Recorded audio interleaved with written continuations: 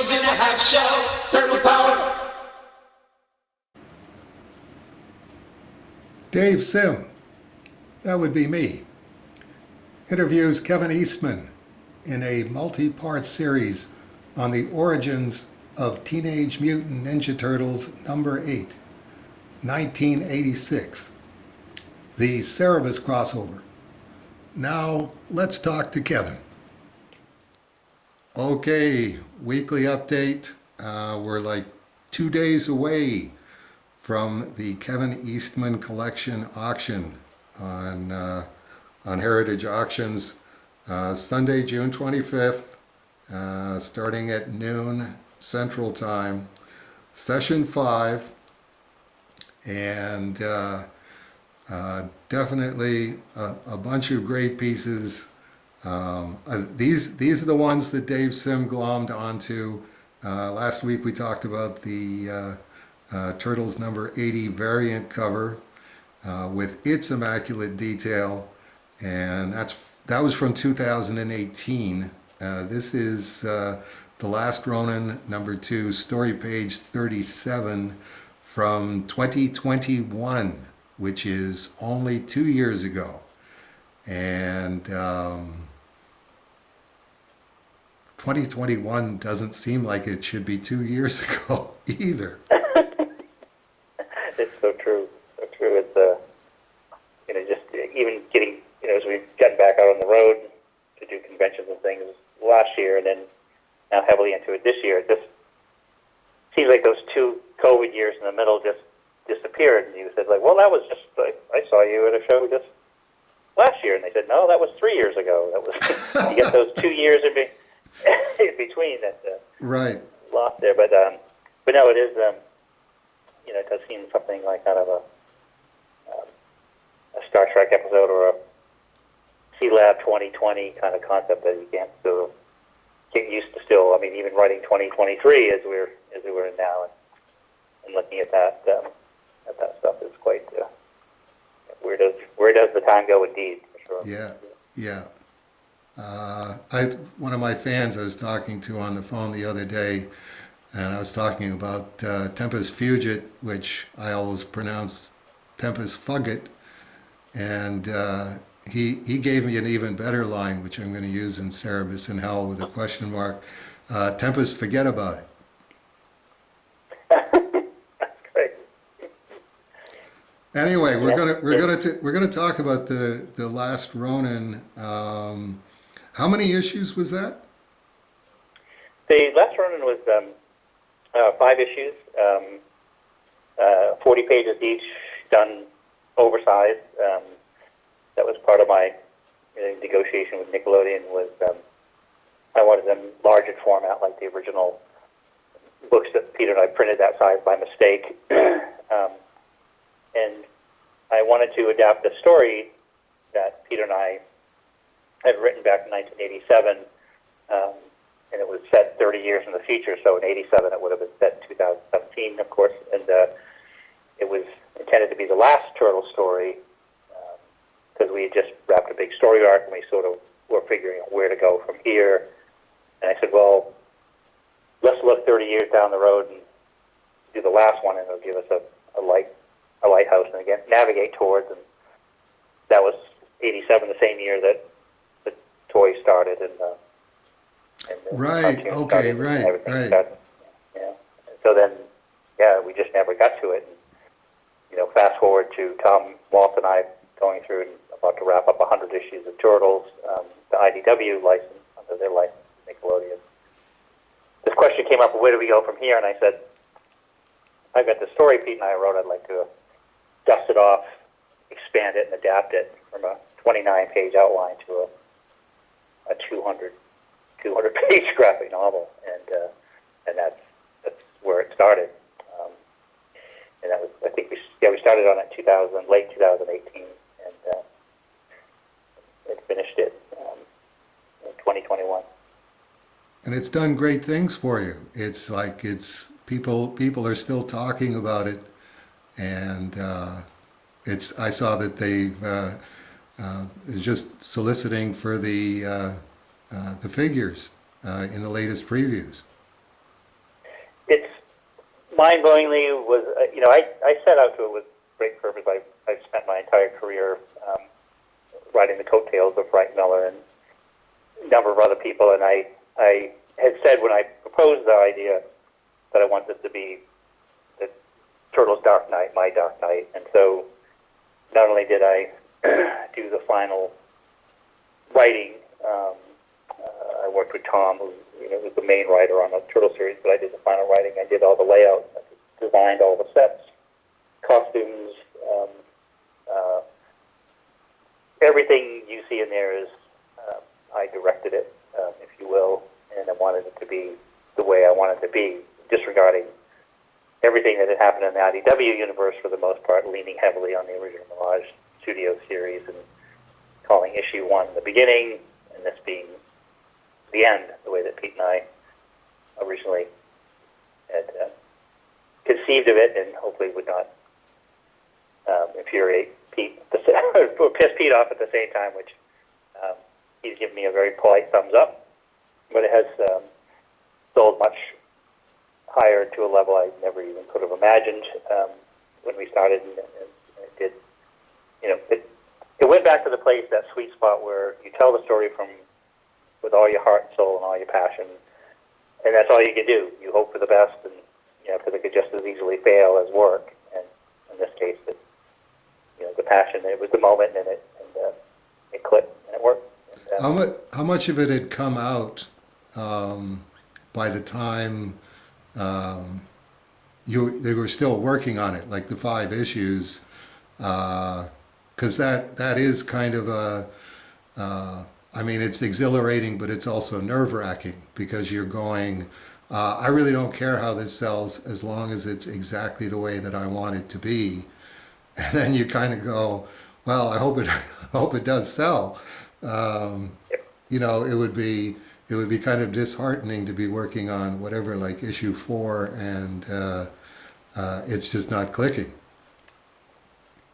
You're right. It's a good point, because the average sale in the Turtles ongoing series, I think, was hovering around 25,000-30,000 an issue, and that's comfortable in today, that market at that time, and the Turtles, and we hoped if we could at least hit that level, it would cover the cost of doing it and that kind of thing. But it unfortunately, the pattern fell into, much like how Peter and I used to work, is everything ran really late. We had actually some setbacks with some artists that I was working with, and then there was a lot of things that made it more complicated. So the issues were coming out much later than planned, so it should have been bi-monthly, and I think it came out quarterly. Right. But even when it started, they were doing, printing, then another printing, then another printing, and they said, "Holy smokes, this is really taking off." I really was like, that's good, and that is when I made sure that I didn't want any more notes from anybody of what they think I should do with the story. Right. I said, that just tells me that I want this story to be, it has to be exactly how I see it. Right. That involved, changing dialogue and tweaking things the night before it went to press. So they supported it. I got a lot of good support out of it, but it was terribly late for everybody. But And that's what I wanted. That's a different kind of pressure of, don't screw it up. Don't screw it up. Yeah, because it just as easily could have. But I don't know if you write this way, but the ending was, I knew what the key moments were before doing page 1 of issue 1, and some of the other stuff getting there evolved and changed, and kind of how like you would shoot a movie or direct a movie and let things evolve a little bit. But you do have the, where you want to be, and you make it a bit organic to a certain extent, but look for some happy accidents. But the rest is you don't know how it's going to end. So at the point that you were working on this page, the page 37 from number 2, can you remember where it was in the process? That were they going through printing after printing on number 1 at that point? Yes, I think they did. Had gone 4 or 5 printings, at least 4 printings of issue 1. I think a couple printings of issue 2, and then no, this was for they did a it was 3 printings of issue 1, and as we were into this issue 2, and everybody was starting to get really nervous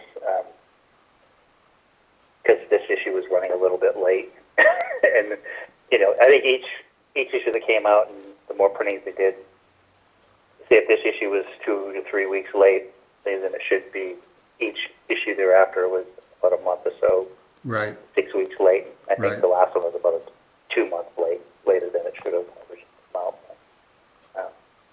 But yeah, this was as I wanted to do. I had 3 levels of story in here. We had the main story that I was designing, that the Escorza brothers were doing that, which was the here and now part of the story. Then I had another section that had a flashback that sort of that basically specifically showed what happened to each of the turtles throughout the journey. And I had those done in a different style by Ben Bishop, and then I wanted to do these more hardcore, specific flashbacks Right. with the original duo shade that we did the turtles with. I think I'm still the only guy in America that still has some of that original paper and developed it here. Yeah. And so this was a moment with Michelangelo where you find out what happened to him after he went to Japan, found out that Splinter and Donatello had met their end, and he had it was a 16-year journey from that point in the story to when he came back to New York on page 1 of issue 1. So it's sort of a flashback to what happened during that. Again, it's a gorgeous piece. It's the lighting around the figure, and then the transitioning into the obsessive detail of the background, and the obsessive detail of the foreground, which are 2 different kinds of obsessive detail. Congratulations on that as well. It's I'm looking at something that's not much larger than your average postage stamp, and you can see that. You can see that you must have been very pleased with how this one came out. Yes, it's again, there is always the self-criticism that we regularly beat ourselves up with as artists. But I was pleased that I had approached it in a again a very Frank Miller-y kind of Ronin aesthetic with more looser hatching and things, and then let that build a certain level of the drawing, and then let the duo shade, which we had used for so many years and it's gotten quite good at it. It was actually fun to go back and use that and remember some of the stuff that we learned, the tricks of what we learned back in the day of using the duo shade to really help bring out some of the distances and the depth and things. So I was very, very happy. We're very happy with the pages.